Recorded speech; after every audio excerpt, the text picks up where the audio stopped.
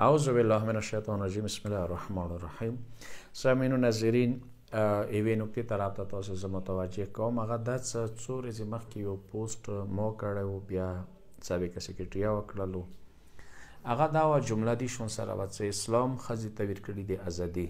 چې څومره یې ورکړي که دې نه پورته ته ورته غواړې، دا د ازادي نه ورته غواړې، هغه ته د بېحیتوب غواړې. که اسلام حجاب باندې، ټیکري باندې، حیا باندې دو طرفه زور ورکوي. سړي ته احکامات شته دي، ښځې دپاره شته دي. و ټیکري حجاب سره حوالې سره شدت سره روایات راغلي دي، قرآن آیې راغلي دي.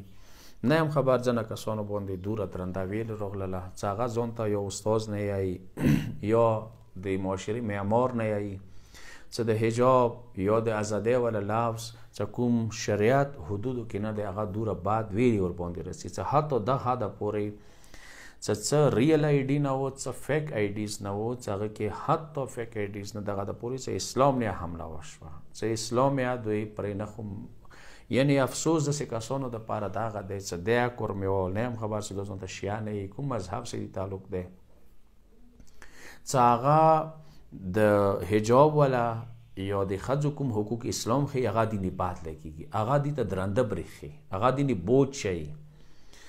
و بیا نه یم خبر چې دوی خپل منځ کې دوره لینک جوړ کړي چې هغه شای دوی بیا سوشل میډیا ته فیک آی ډي ذریعې سره داسې طریقې سره چې ډایرکټ وار اسلام باندې کوي. ټیک دی، یو مولانا نه ته وار وکړلو، هسې معصوم نه دی، غلطۍ ټولو نه کېږي، کمای بیشي کېږي، تنقید حق ټولو دپاره دی، خو اسلام نه چې کله ته تنقید کوي، اسلام نه چې ته اعتراض کوي، نه بیا پوه شه چې ته مسلمانۍ کې څه پاتې نه دي شوي. انشاءالله دې باندې به زه بیا زده کوم چې اسلام کې وین څه تصور دی، اسلام کې غلام څه تصور دی، او اسلام څو راز زور دغې خبرې نه ور کړی دی چې غلامان ازادوي. حتی دغه د پورې جانبوج که روژه وخوري کفارې کې یوه دغه دی چې پکار دی غلام آزاد کړي، غلام آزاد کړي. اسلام ازادۍ نه زور ورکوي، اسلام حریت نه، اسلام کرامت انسانیت باندې زور ورکوي.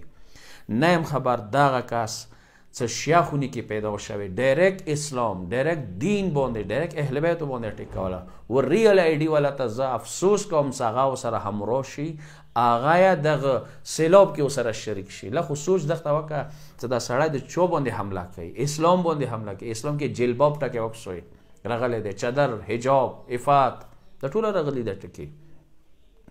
خامخا څه دی هغه ازادۍ اړ کې هغه د فیمینیزم ارمان پر کولې دپاره ته بیا نه اسلام کسې نه بیا اهل بیت کسې. انشاءالله وخت سره به دې باندې زه بیا نورې خبریا کوم و څه حرکات شروع دي دې حوالې سره، یا بیروني فنډینګ څه کوم شروع دي چې هغه دا شو کوي یا دا هغوی ذهنو ته ورشوي چې یاره ټیکرای یا حجاب دا بیکورډ شی دی، یا مثلا والدینو ته اهمیت ما ورکوئ، غویږ ما ورته شو، یا نکاح څه دوره وټه خبره نه دی، دا څه بیکورډ خبره دی، یا مثلا شوهر خبره، یا ټیکرای دا بیکورډ شی دی. دا شی خبرې دا کلیر خبره دی چې بهر نه فنډینګ بنیاد باندې دی، او دلته چې کوم برین واش دوی شروع کړی دی او څه شوي دي اوسه پورې د څه کېږي، دا تاسو ته پکار دی، والدینو ته پکار دی، ذمہ دارو کسانو ته پکار دی، مور او پلار ته پکار دی چې هغه لږ خپلې لور حوالې سره پوښتنه ضرور کوئ. چوک د سبقو ته ښایي او کوم انداز کې دوی ته ښایي او چې د هغو دماغو ته ورچوي. اب وخت سره انشاءالله هغه باندې خبرې وشي یو صحیح طریقې سره، پراپر طریقې سره، و هغه شواهد چې کوم دلایل لاسته راغلي دي یا رسېده هغه باندې به انشاءالله وخت سره علما یا اظهار خیال کوي.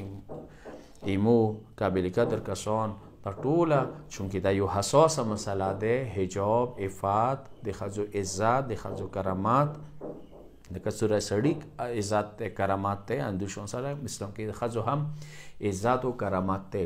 اندیشون سره حجاب چې د عفت یو جز دی، یو اصل دی، جزیات اصل دی، یو بنیاد دی چې مکارم شرعي به کول چې حجاب د اسلام اصولونه یو اصل دی. چې دغه ټیکري د حجاب کوم تکات دی چې یورپ دا منلی دی چې که د ایشیا ښځو ته عزت یا هغوی جذبیت محفوظ دی، اټریکشن یې محفوظ دی، د شوهر او د ښځې رابطه قوي دی، هغه منځ کې اعتماد بحال دی، هغه د حجاب واجب نه دی چې هغه به انشاءالله بعد کې غني خبرې وشي. و آخر دعوانا الحمدلله رب العالمین.